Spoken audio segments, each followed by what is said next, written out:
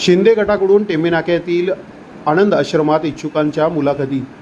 महायुतीबाबत अद्यापही बोलणी झाली नसताना दुसरीकडे ठाण्यातील टेंबेनाका येथील आनंद आश्रमात इच्छुकांच्या मुलाखती घेण्यास शिंदे गटाने सुरुवात केली आहे। युतीच्या निर्णयावर अनेक इच्छुकांचे भवितव्य टांगणीला असताना आता मुलाखती सुरू झाल्याने अनेकांच्या आशा पल्लवित झाल्या आहेत।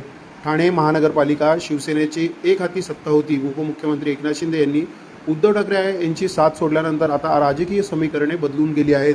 राज्यात शिंदे गट आणि भाजपाने युती करत सरकार स्थापन केलेत। यामुळेच महानगरपालिकेतील युती व्हावी अशी उपमुख्यमंत्री एकनाथ शिंदे आणि भाजपच्या काही पदाधिकाऱ्यांची इच्छा आहे। असे असले तरी मागील काही वर्षांमध्ये भाजप किंवा शिंदे गटातील महापालिका निवडणूक लढवण्यास इच्छुक असलेल्या अनेक पदाधिकाऱ्यांनी माजी नगरसेवकांची प्रभाग बांधणी सुरू केली होती।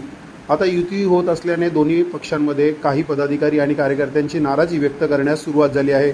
दुसरीकडे दोन्ही पक्षातील वरिष्ठ नेत्यांमध्ये अद्यापही जागावाटपाविषयी देखील चर्चा होत नाही। असे असताना शिंदे गटाने आता आनंद आश्रमातून इच्छुकांच्या मुलाखती घेण्यास सुरुवात केली आहे। त्यामुळे मुलाखतींसाठी इच्छुकांनी गर्दी केली होती।